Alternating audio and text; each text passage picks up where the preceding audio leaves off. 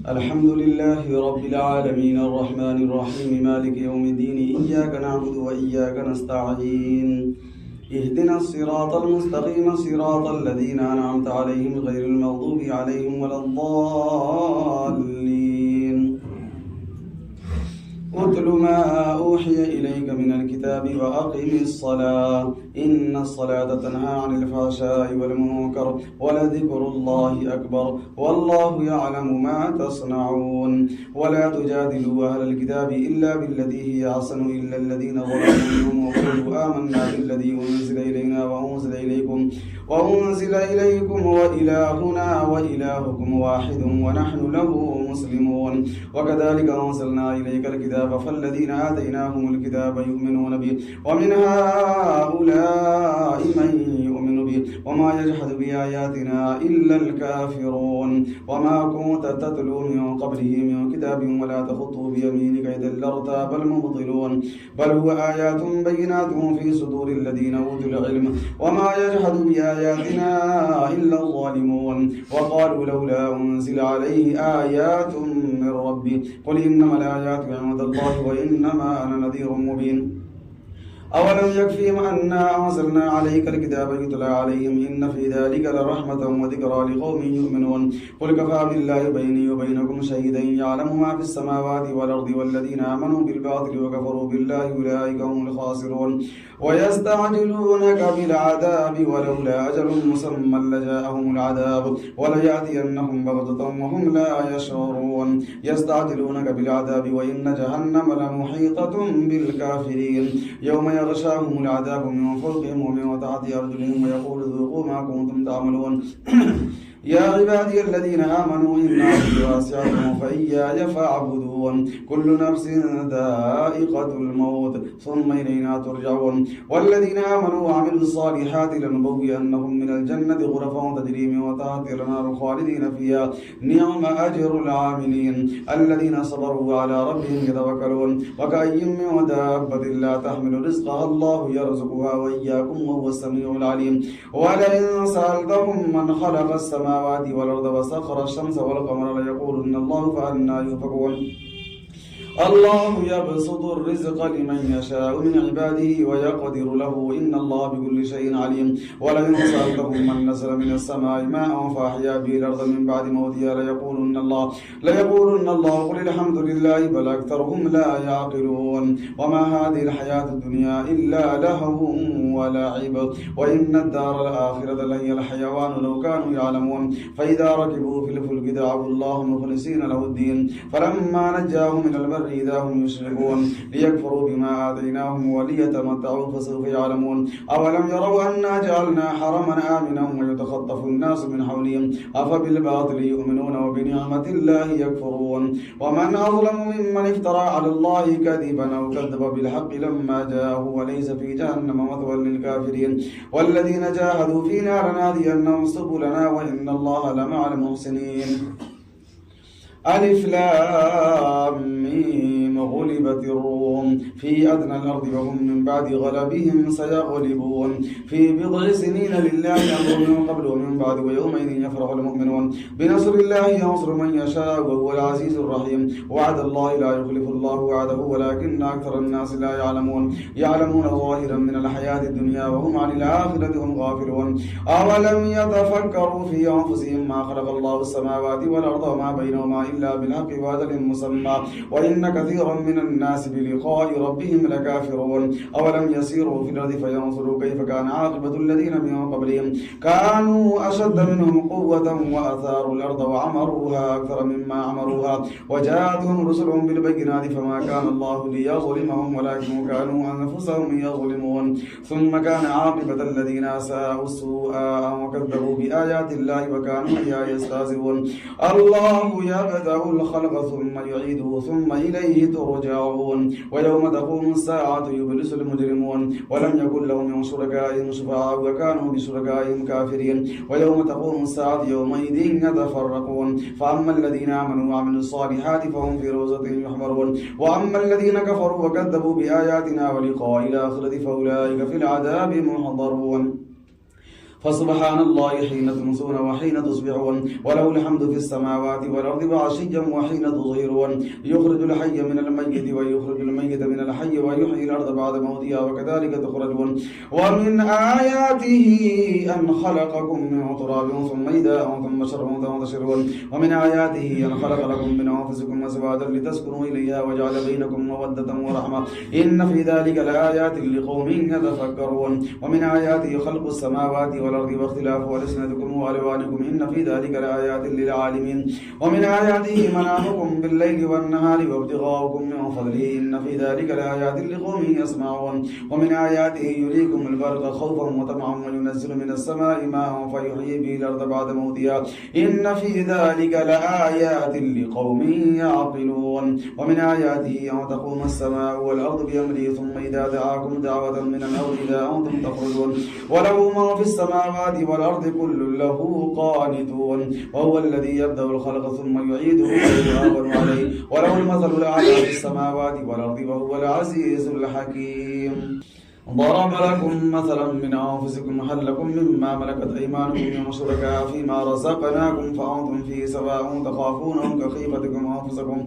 كذلك نفصل الآيات لقوم يعقلون بل اتبع الذين ظلموا أهواءهم بغير علم فمن يهدي من أضل الله وما لهم من ناصرين فأقم وجهك للدين حنيفا فطرة الله التي فطر الناس عليها لا تبديل لخلق الله ذلك الدين القيم ولكن أكثر الناس لا يعلمون منيبين إليه واتقوه وأقيموا الصلاة ولا تكونوا من المشركين من الذين فرقوا دينهم وكانوا شيعا كل حزب بما لديهم فرحون وإذا مس الناس ضر دعوا ربهم منيبين إليه ثم إذا أذاقهم منه رحمة إذا فريق منهم بربهم يشركون ليكفروا بما آتيناهم فتمتعوا فسوف تعلمون أما أرسلنا عليهم سلطانا فهو يتكلم بما كانوا به يشركون وإذا أذقنا الناس رحمة فرحوا بها وإن تصبهم سيئة بما قدمت أيديهم إذا هم يقنطون أولم يروا أن الله يبسط الرزق لمن يشاء ويقدر إن في ذلك لآيات لقوم يؤمنون فآت ذا القربى حقه والمسكين وابن السبيل ذلك خير للذين يريدون وجه الله وأولئك هم المفلحون وما آتيتم من ربا ليربو في أموال الناس فلا يربو عند الله وما آتيتم من زكاة تريدون وجه الله فأولئك هم المضعفون الله الذي خلقكم ثم رزقكم ثم يميتكم ثم يحييكم هل من شركائكم من يفعل من ذلكم من شيء سبحانه وتعالى عما يشركون ظهر الفساد في البر والبحر بما كسبت أيدي الناس ليذيقهم بعض الذي عملوا لعلهم يرجعون قل سيروا في الأرض فانظروا كيف كان عاقبة الذين من قبل كان أكثرهم مشركين فأقم وجهك للدين القيم من قبل أن يأتي يوم لا مرد له من الله يومئذ يصدعون من كفر فعليه كفره ومن عمل صالحا فلأنفسهم يمهدون ليجزي الذين آمنوا وعملوا الصالحات من فضله إنه لا يحب الكافرين ومن آياته أن يرسل الرياح مبشرات وليذيقكم من رحمته ولتجري الفلك بأمره ولتبتغوا من فضله ولعلكم تشكرون ولقد أرسلنا من قبلك رسلا إلى قومهم فجاءوهم بالبينات فانتقمنا من الذين أجرموا وكان حقا علينا نصر المؤمنين الله الذي يرسل الرياح فتثير سحابا فيبسطه في السماء كيف يشاء ويجعله كسفا فترى الودق يخرج من خلاله فإذا أصاب به من يشاء من عباده إذا هم يستبشرون ويوم كانوا من قبل أن ينزل عليهم من قبله لمبلسين فانظر إلى آثار رحمة الله كيف يحيي الأرض بعد موتها إن ذلك لمحيي الموتى وهو على كل شيء قدير ولئن أرسلنا ريحا فرأوه مصفرا لظلوا من بعده يكفرون فإنك لا تسمع الموتى ولا تسمع الصم الدعاء إذا ولوا مدبرين وما أنت بهادي العمي عن ضلالتهم إن تسمع إلا من يؤمن بآياتنا فهم مسلمون الله الذي خلقكم من ضعف ثم جعل من بعد ضعف قوة ثم جعل من بعد قوة ضعفا شيبا يخلق ما يشاء وهو العليم القدير ويوم تقوم الساعة يقسم المجرمون ما لبثوا غير ساعة كذلك كانوا يؤفكون وقال الذين أوتوا العلم والإيمان لقد لبثتم في كتاب الله إلى يوم البعث فهذا يوم البعث ولكنكم كنتم لا تعلمون فيومئذ لا ينفع الذين ظلموا معذرتهم ولا هم يستعتبون ولقد ضربنا للناس في هذا القرآن من كل مثل ولئن جئتهم بآية ليقولن الذين كفروا إن أنتم إلا مبطلون كذلك يطبع الله على قلوب الذين لا يعلمون فاصبر إن وعد الله حق ولا يستخفنك الذين لا يوقنون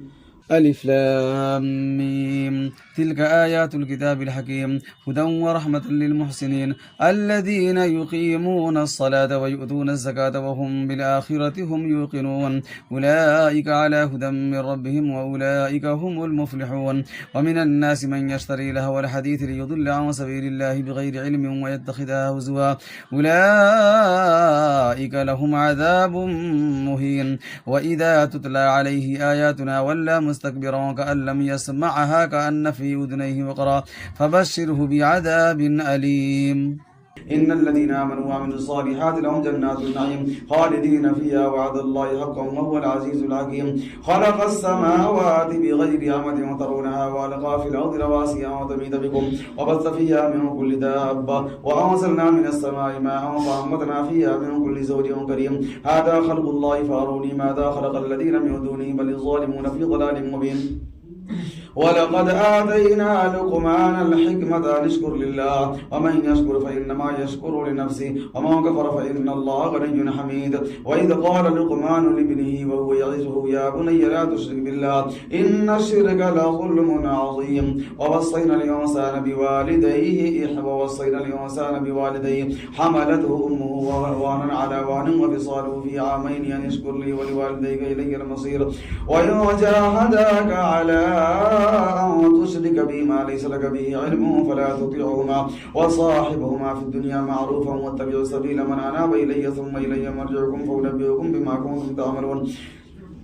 يا بني إنها إن تك مثقال حبة من خردل فتكون في صخرة أو في السماوات أو في الأرض يأت بها الله إن الله لطيف خبير يا بني أقم الصلاة وأمر بالمعروف ونهى عن المنكر واصبر على ما أصابك إن ذلك من عزم الأمور ولا تسعر خدك للناس ولا تمشي في الأرض مرحا إن الله لا يحب كل مختال فخور واقصد في مشيك واغضض من صوتك إن أنكر الأصوات لصوت الحمير ألم تروا أن الله سخر لكم ما في السماوات وما في الأرض وأسبغ عليكم نعمه ظاهرة وباطنة ومن الناس من يجادل في الله بغير علم ولا هدى ولا كتاب منير وإذا قيل لهم اتبعوا ما أنزل الله قالوا بل نتبع ما وجدنا عليه آباءنا أولو كان الشيطان يدعوهم إلى عذاب السعير ومن يسلم وجهه إلى الله وهو محسن فقد استمسك بالعروة الوثقى وإلى الله عاقبة الأمور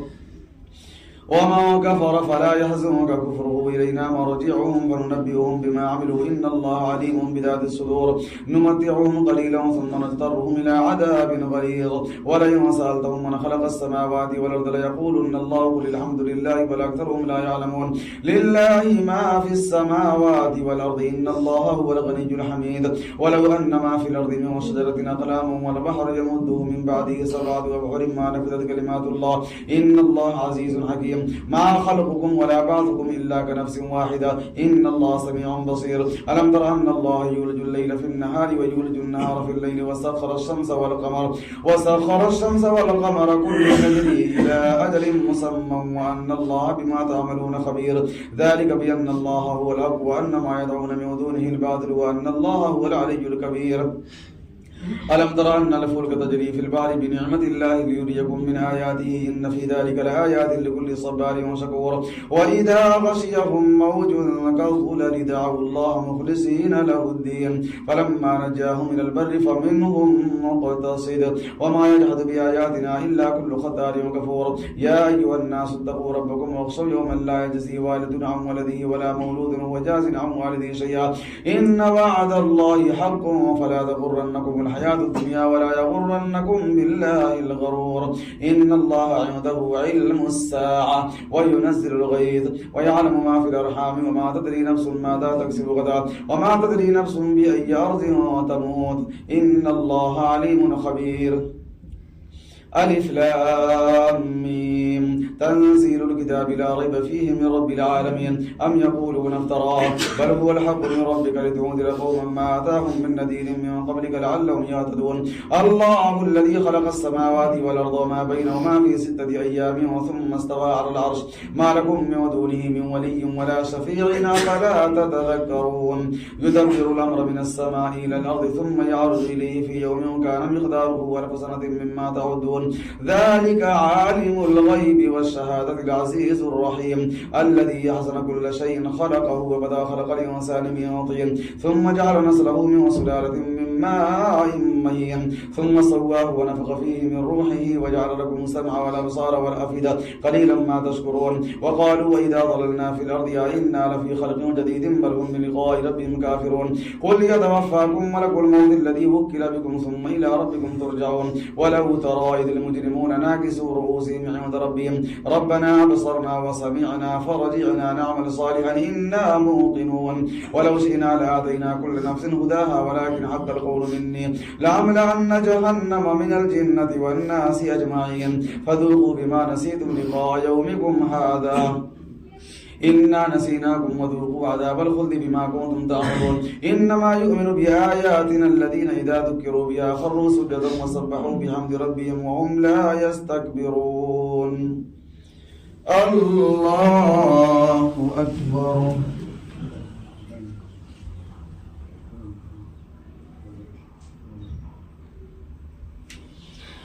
الله أكبر. تتجافى جنوبهم عن المضاجع يدعون ربهم خوفا وطمعا ومما رزقناهم ينفقون فلا تعلم نفس ما أخفي لهم من قرة أعين وجزاء بما كانوا يعملون أفما وكان مؤمنا وكما وكان فاسقا لا يستوون. أما الذين آمنوا وعملوا الصالحات فلهم جنات المأوى نزلا بما كانوا يعملون وأما الذين فسقوا فمأواهم النار كلما أرادوا أن يخرجوا منها أعيدوا فيها وقيل لهم ذوقوا عذاب النار الذي كنتم به تكذبون. ولنذيقنهم من العذاب الأدنى دون العذاب الأكبر لعلهم يرجعون. ومن أظلم مما ذكر بآيات ربه ثم أعرض عنها إنا من المجرمين منتقمون. ولقد آتينا موسى الكتاب فلا تكن في مرية من لقائه وجعلناه هدى لبني إسرائيل وجعلنا منهم أئمة يهدون بأمرنا لما صبروا وكانوا بآياتنا يوقنون. إن ربك هو يفصل بينهم يوم القيامة فيما كانوا فيه يختلفون. أولم يهد لهم كما أهلكنا من قبلهم من القرون يمشون في مساكنهم إن في ذلك لآيات فلا يسمعون.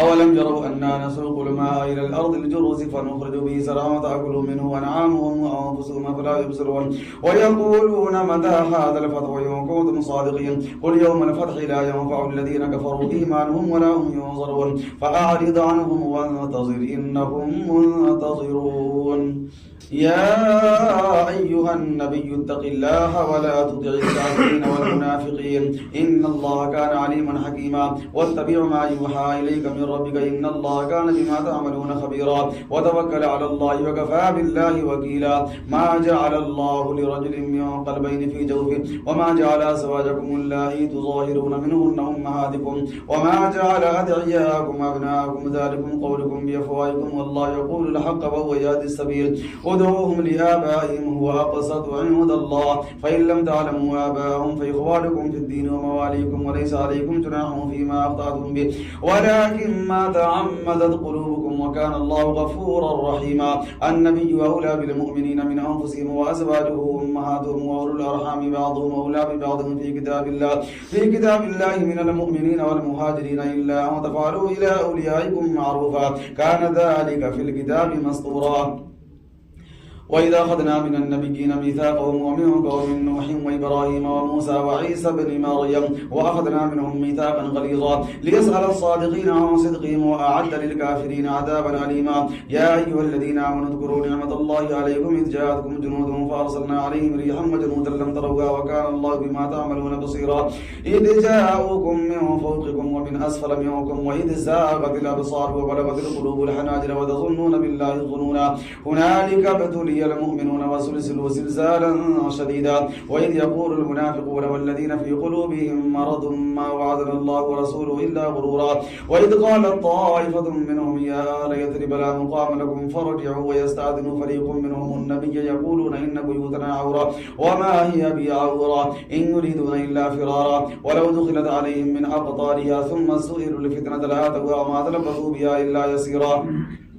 ولقد كانوا عاهدوا الله من قبل لا يولون الأدبار وكان عهد الله مسؤولا قل لن ينفعكم الفرار يوم فررتم من الموت بالقدر وإذا لا تمتعون إلا قليلا قل من هو الذي يعصمكم من الله إن أراد بكم سوءا أو أراد بكم رحمة ولا يجدون لهم من دون الله وليا ولا نصيرا قد يعلم الله المعوقين منكم والقائلين لإخوانهم هلم إلينا ولا يأتون البأس إلا قليلا أصيحة عليكم فإذا جاء الخوف رأيتهم ينظرون إليك تدور أعينهم كالذي يغشى عليه من الموت فإذا ذهب الخوف سلقوكم بألسنة حداد أشيحة على الخير أولئك لم يؤمنوا فأحبط الله أعمالهم وكان ذلك على الله يسيرا يحسبون الأحزاب لم يذهبوا وإن يأتي الأحزاب يودوا لو أنهم بادون في الأعراب يسألون عن أنبائكم ولو كانوا فيكم ما قاتلوا إلا قليلا لقد كان لكم في رسول الله أسوة حسنة لمن كان يرجو الله واليوم الآخر وذكر الله كثيرا ولما رأى المؤمنون الأحزاب قالوا هذا ما وعدنا الله ورسوله وصدق الله ورسوله وما زادهم إلا إيمانا وتسليما من المؤمنين رجال صدقوا ما عاهدوا الله عليه فمنهم ما قضى نحبه ومنهم من ينتظر وما بدلوا تبديلا ليجزي الله الصادقين بصدقهم ويعذب المنافقين يوم شاء أو يتوب عليهم إن الله كان غفورا رحيما ورد الله الذين كفروا بغيظهم لم ينالوا خيرا وكفى الله المؤمنين القتال وكان الله قويا عزيزا وأرسل الذين ظاهروهم من أهل الكتاب من سياسيهم وقذف في قلوبهم الرعب فريقا وتقتلون وتأسرون فريقا وأورثكم أرضهم وديارهم وأموالهم وأرضا لم تطوها وكان الله على كل شيء قديرا يا أيها النبي قل لأزواجك إن كنتن تردن الحياة الدنيا وزينتها فتعالين أمتعكن وأسرحكن سراحا جميلا وإن كنتن تردن الله ورسوله والدار الآخرة فإن الله أعد للمحسنات منكن أجرا عظيما يا نساء النبي من يأت منكن بفاحشة مبينة يضاعف لها العذاب ضعفين وكان ذلك على الله يسيرا